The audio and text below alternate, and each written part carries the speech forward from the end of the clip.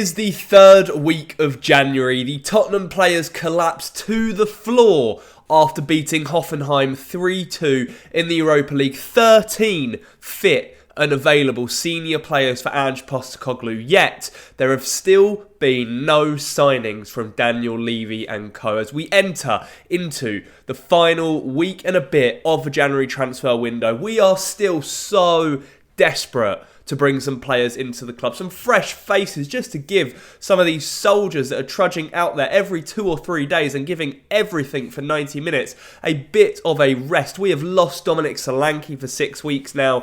Ange Postecoglou said Christian Romero is still 10 days away from actually being able to play, despite being back in training. Destiny Udogie still out, Vicario still out, Odegaard, all of these players, and we have been going through the motions in the last 3 weeks, picking up poor result after poor result after poor result and not doing anything about it in the market. But what I will say is the rumour mill has still been churning. More and more names are beginning to be linked with Tottenham as we head into the final 11 or 10 days of the market. So, as promised, this is my third instalment of a weekly roundup for the latest and greatest Tottenham transfer news. So, if you do enjoy these videos, please leave a like on the video and subscribe to the channel if you are new around here as well. Over 95% of you are not subscribed to the channel if you are watching this video, so it helps me out massively. Thank you very much. Without further ado, let's get into some of the names that have been linked with Tottenham in the last week or so. With Kolo Muani heading to Juventus, with the likes of Milan Skriniar looking like he's heading to Fenerbahce, and if there are some new names that have emerged in the last few days that may be of interest to Ange Postecoglou, we are still being linked with a number of young, exciting, albeit talents, but young. And whether they are attainable in January, if at all, is another question. I want to start with Tyler Dibling from Southampton. Now, reports came out earlier in the week saying Tottenham are one of the most heavily interested, I'm going to be using that word a lot in this video by the way, heavily interested clubs in Tyler Dibling, the young Southampton winger. For those of you that do not know who he is, has been absolutely immense for the Saints this season. Without a doubt, their star and an otherwise very, very dark and depressing season on the South Coast. He has been quoted at a fee of around £55 million to pry him away from St Mary's this month. Whether that would be the same in January, I'm unsure. Which is crazy because you look at maybe a player like Alejandro Garnacho, who could be heading to Chelsea before the window shuts, going for around the same price as what Southampton have just quoted for Dibling, albeit maybe English tax is there or thereabouts, and that's why the fee for Dibling has been quoted as so high.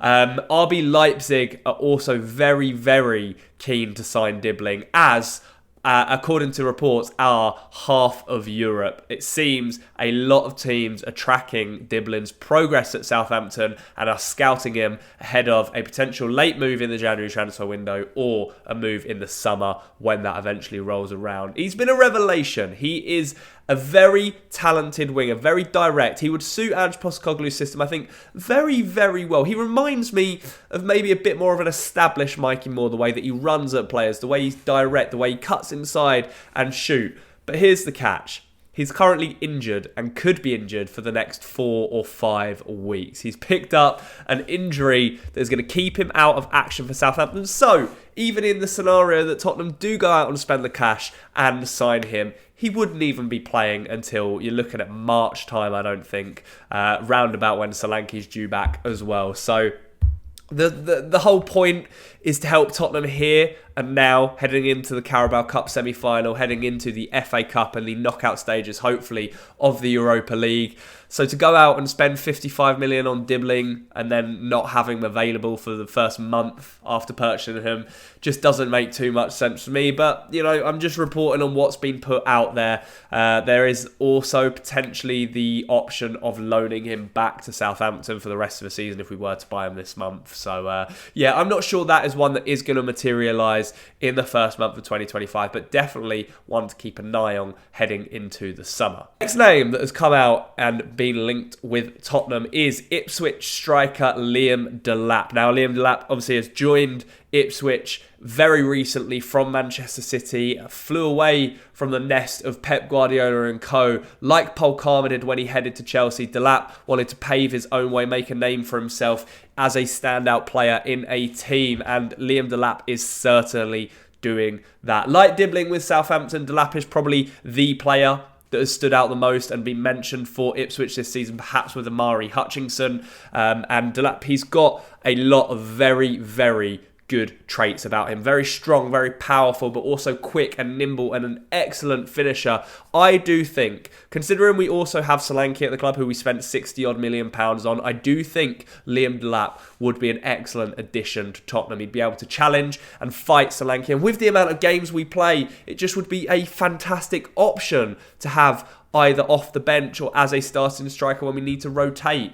I know Richarlison's just come back from injury, but whether he can stay fit or not is always a question on everyone's mind. I think that the idea is that Will Lancashire will be heading out on loan at some point, if not in January due to this injury crisis, then next season to get some minutes under his belt. We did recall Dane Scarlett, but I don't think he's near the level that we need to be able to compete in the matches we have coming up against us as well. So, again, while the name has been linked with Tottenham, I do think this would be a very difficult deal to pull off. I just feel like, considering he only just joined them a few months ago, Ipswich would demand ridiculous money, particularly to take him away in the middle of the season when they are fighting a relegation scrap. So far, you're looking at 55 million for Dibling. You're probably looking at somewhere similar for Liam Delap. Whether we're going to spend that sort of money for young English talents, I don't necessarily know.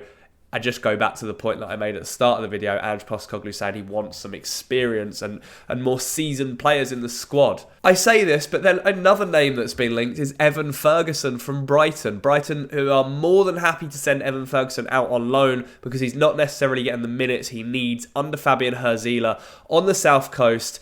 I think I would stay away from this transfer unless you can negotiate a option to buy Evan Ferguson at the end of a loan. I can't see. I think previously Brighton have quoted anywhere between 80 and 100 million pound to clubs for Evan Ferguson. So that sort of money I think is ridiculous, particularly considering he isn't starting over Danny Welbeck this season when he's fit, or João Pedro or Ruta. So it's a very, very weird one. I think while on paper, a 6-month loan deal would perhaps be beneficial to Tottenham to help them ease their injury crisis and give Evan Ferguson some minutes, it just doesn't make sense to me. The whole deal, the whole move doesn't necessarily make sense, and I think that's maybe just more of a we are monitoring him, we have interest in him sort of player. No doubt that Tottenham must sign a striker or attacker before the window shuts. It's essential with Solanke now being out for a month and a half, but there is a name that is popping up that is a midfield option for Tottenham, and I think I mentioned him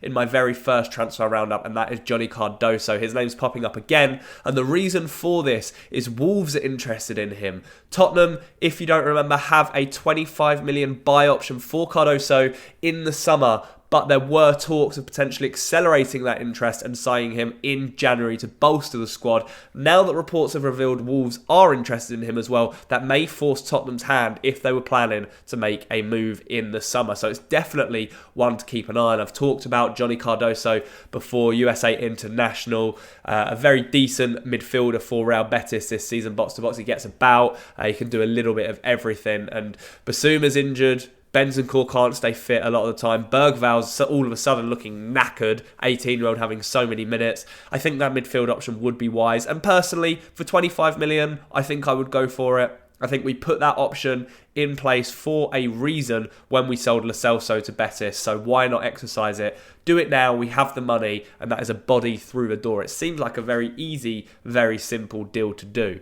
The final name to mention is Matheus Cunha again. And the reason I want to mention that is because reports have resurfaced saying Tottenham, again, similar to the Dibling one at the start of this video, are very interested in Cunha and are one of the names being linked with him. The issue with this one now is he's kind of thrown a strop at Wolves and indicated that he wants to leave. I don't think he feels like he should be fighting relegation. He feels like he should be playing in Europe, challenging for silverware. Arsenal, Liverpool, Manchester United, Tottenham, 4 big teams in the Premier League that are all very, very interested in him.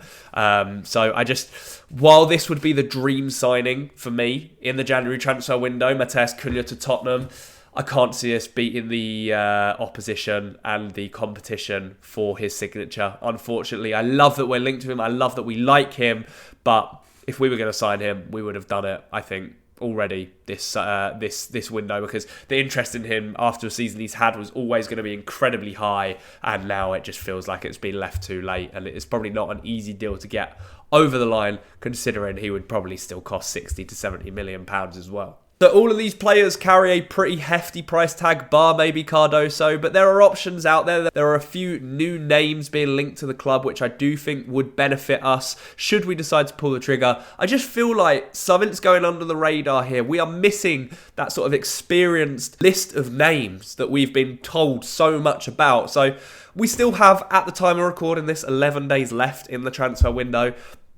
I'm getting on my hands and knees now and begging for Tottenham to please do something. Please make a move in the transfer window. We have got no fit players. We can't rotate. It's a huge game on Sunday against Leicester. We need the bodies through the door. We need some help. Please give Ange Postecoglou the tools to help himself out of the hole that he is in. I don't know where we're going to be in 11 days' time in terms of league position, whether we've bought players through the door, but what I do know is we have to act, and we have to act fast. We'll be back for one more transfer roundup at the end of next week. I might delay it until transfer deadline day, just because if we haven't signed anyone by next Friday, then what is the point in doing another one of these? There's names, linked FC, interested FC. You guys know the drill.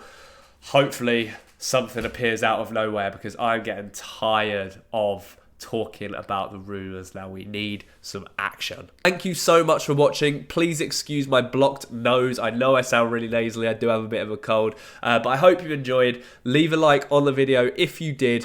I will be back in a day or so, actually, for my preview ahead of the Leicester game, so look out for that. Enjoy your weekend, enjoy the rest of your week, and as always, come on you Spurs.